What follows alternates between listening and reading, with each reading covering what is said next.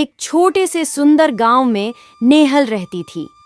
वह एक छोटे से किराए के घर में अकेली रहती थी, क्योंकि हाल ही में उसके पिताजी का निधन हो गया था। नेहल सिर्फ घर का ही काम करती थी, लेकिन पिताजी की अचानक मृत्यु के बाद अब घर की पूरी जिम्मेदारी उसी पर आ गई थी। उसके पिताजी गांव में काम करते थे और उन्होंने कुछ पैसे जमा किए थे, लेकिन वे सारे पैसे घर का किराया और राशन खरीदने में खत्म हो गए। इसके बाद नेहल परेशानी में पड़ गई, क्योंकि अब उसे गांव में कोई काम ढूंढना जरूरी था। उसके पास पैसे बचे नहीं थे और 2 महीने का घर का किराया अभी भी बाकी था। नेहल काम ढूंढने के लिए गांव में निकलती, लेकिन काम मिलना आसान नहीं था, क्योंकि गांव बहुत छोटा था। पूरे दिन काम ढूंढने के बाद वह थककर रात को वापस घर लौट आती। अगले दिन नेहल फिर से काम ढूंढने निकल जाती है, पर जब काम नहीं मिलता तो वह गुब्बारे बेचने लगती है ताकि कुछ रुपए आ सकें जब तक कोई काम न मिल जाए। लेकिन नेहल गुब्बारे बेचकर ज्यादा पैसे नहीं कमा पाती। कुछ समय बाद नेहल को गांव के एक व्यापारी के यहाँ काम मिल जाता है। वह व्यापारी मिट्टी के मटके और बर्तन बेचता था। नेहल का काम इन मटकों और बर्तनों की निगरानी करना था।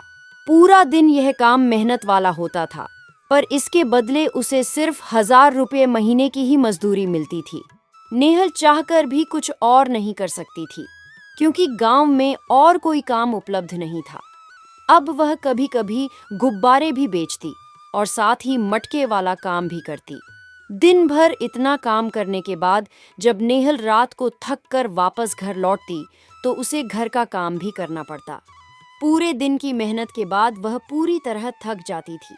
नेहल अब धीरे धीरे गुब्बारे बेचने का काम बंद कर देती है, क्योंकि गांव में गुब्बारे कोई लेता ही नहीं था। पूरा दिन मेहनत करने के बाद भी वह एक भी गुब्बारा नहीं बेच पाती थी। इसलिए अब नेहल केवल मटके वाले काम पर ही ध्यान देने लगी। लेकिन नेहल को कोई न कोई नया काम फिर से ढूंढना पड़ रहा था, क्योंकि जल्दी ही नया महीना आने वाला था और उसके घर का किराया 2 महीने से बाकी था। इस बार उसे किसी भी हालत में किराया चुकाना ही था। नेहल एक काका के पास गई, जिनका दूध का तबेला था। काका को किसी ऐसे आदमी की जरूरत थी जो उनका दूध लोगों के घर तक पहुंचा सके। नेहल ने काका के यहाँ दूध पहुंचाने का काम भी ले लिया। इस काम के बदले उसे हर महीने 500 रुपये मिलने लगे। अब नेहल 2 काम करने लगी थी। सबसे पहले सुबह वह दूध पहुंचाने का काम करती और फिर मटके वाले काम पर चली जाती। नेहल जब रात को घर लौटती तो यही सोचती, इस तरह काम करना ठीक नहीं है। रोज सुबह पहले दूध वाला काम और फिर मटके वाले काम में इतना मेहनत करके भी ज्यादा पैसे नहीं आ रहे थे। इसीलिए वह सोचने लगी कि गांव में कुछ बेचना चाहिए, जिससे कम काम में ज्यादा पैसे मिल सकें। वह सोचती कि अगर वह कुछ बनाकर बेचे तो अच्छा होगा, क्योंकि उसे खाना बनाना भी अच्छे से आता था। यह सोचकर नेहल फिर से काम पर लग जाती। काम करते समय वह यह विचार करती, उसे डोसा बहुत अच्छे से बनाना आता है। अगर वह डोसा बनाकर बेचे तो शायद लोग खाने आए, क्योंकि गांव में किसी की डोसा की दुकान नहीं थी। नेहल अब घर पर जाती और डोसा बनाने की तैयारी करना शुरू कर देती। उसके पास कुछ पैसे बचे थे जो उसने काम करके कमाए थे। उन्हीं से वह डोसा बनाने का राशन खरीदती। नेहल अब डोसा बनाना शुरू कर देती है और अपने पैसों से एक ठेला भी खरीद लेती है। वह डोसे के साथ चटनी और सांभर बनाकर गली में निकल जाती। गांव के लोग उसके ठेले को देखकर उसके पास आने लगे। गांव में पहली बार किसी ने डोसे का ठेला लगाया था। नेहल के डोसे का दाम कम था और स्वाद भी अच्छा था। अगले दिन से उसने अलग अलग प्रकार के डोसे रखना शुरू कर दिया, जैसे मसाला डोसा, प्लेन डोसा, चीज डोसा और बटर डोसा।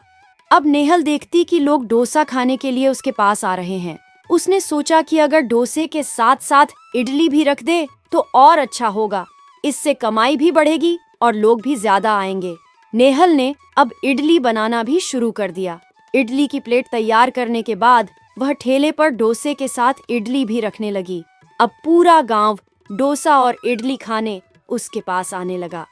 नेहल की कमाई भी इससे काफी अच्छी हो गई और पैसे भी अच्छे मिलने लगे। धीरे धीरे नेहल पूरे गांव में डोसा इडली वाली के नाम से मशहूर हो गई। दोस्तों, ऐसी ही प्यारी और सुंदर कहानियाँ देखने के लिए वीडियो को लाइक और चैनल को सब्सक्राइब करके एक प्यारा सा कमेंट भी ज़रूर कर दें।